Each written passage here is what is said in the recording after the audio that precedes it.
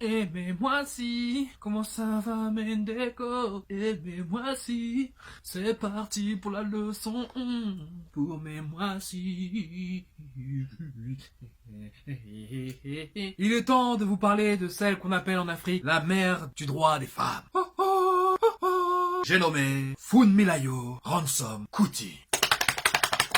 À l'époque où Simone Veil n'existait pas encore, au début des années 1900, vivait dans la ville d'Abeokuta au Nigeria, la jeune Funmilayo. Et il y a des signes qui ne trompent pas. En 1913, alors âgée de 13 ans, Funmilayo Ransome Kuti, elle est dotée d'une intelligence exceptionnelle, ce qui lui ouvre les portes de l'Abeokuta Grammar School, une école de l'élite nigériane pour hommes. Elle est la première femme à y rentrer. Ensuite, elle part étudier 4 ans au pays de la bouffe dégueulasse, j'ai nommé l'Angleterre. Ils ont de la bouffe dégueulasse, vraiment, leur bouffe est dégueulasse. Son diplôme d'enseignant en poche, elle retourne vivre au Nigeria, dans la ville d'Abeokuta. Au début, elle fonde le Ladies Club d'Abeokuta, où elle enseigne aux femmes lettrées de la classe moyenne nigériane. Puis, parce qu'elle comprend que si les femmes veulent peser dans la société nigériane, elles doivent s'unir, peu importe leur religion, leur statut social ou leur ethnie, elles ne doivent faire qu'une. Donc, le Ladies Club d'Abeokuta changera de nom et se fera appeler l'Abeokuta Women's Club. Et elle y accueillera des femmes de toutes conditions. Elle donne des cours bénévolement pour apprendre aux femmes à se défendre face à l'administration coloniale. L'Abeokuta Women's Club va devenir une association politique où elle se bat pour le droit de vote des femmes et l'abus des taxes coloniales et l'impôt sur les femmes marchandes. Elle se bat pour l'indépendance de son pays. Elle va réunir dans son association plus de 30 000 femmes et sympathisants pour bloquer les marchés et pour refuser de payer les taxes et les impôts coloniaux. T'imagines 30 000 femmes dans la rue qui crient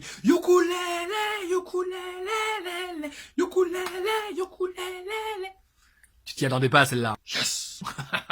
Elle passera quelques mois en prison pour ses prises de position. À faire de la prison, c'est une thug. Vous faites comme ça. Vas-y, emmenez-moi en prison. Locked up, don't let me down, don't let me locked up. Elle est aussi la première femme à obtenir son permis de conduire au Nigeria et à conduire une voiture légalement. C'est sûr, elle fait passer dans la rue genre.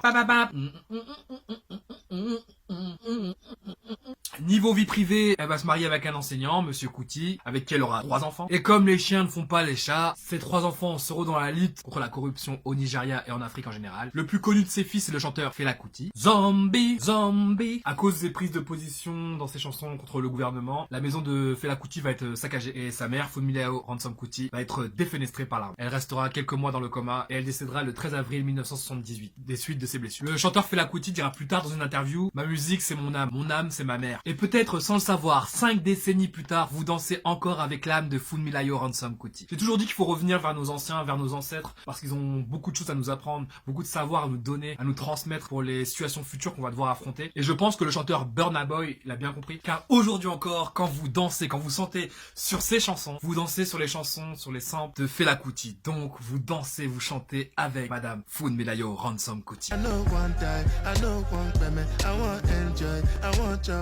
I want buy motor, I want build house, I still want to know. We no want die, we no want wound, we no want quench, we no want go. I get one child, my mom different house, my pa different house. My people say they fear too much.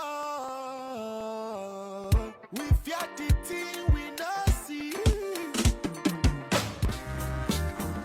My people say they fear too much.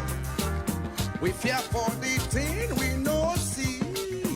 J'ai énormément de respect et d'amour pour les femmes africaines, pas parce qu'elles viennent de mon continent, mais déjà parce que ma mère est une femme noire et africaine. Oui, l'île de la Réunion, c'est l'Afrique, ok? L'île de la Réunion, c'est l'Afrique. Géographiquement, c'est l'Afrique. 974. Donc, j'ai énormément de respect pour ces femmes, parce que dans n'importe quelle société, les femmes sont les opprimées. Alors, imagine être l'opprimé d'un opprimé, l'opprimé d'un colonisé. Comment ça doit être dur! Mais elles sont là, elles se battent, elles lâchent rien. Lyon. Et Funmilayo Ransome Kuti en est l'exemple parfait. De l'âge de ses 13 ans jusqu'à sa mort, elle n'a fait que s'imposer dans des milieux d'hommes. Elle a montré qu'être une femme n'est pas une tare. Elle a montré qu'une femme peut avoir les mêmes responsabilités qu'un homme. Elle a montré qu'une femme était autant capable qu'un homme. Donc, pour Funmilayo Ransome Kuti, ukulele, ukulele,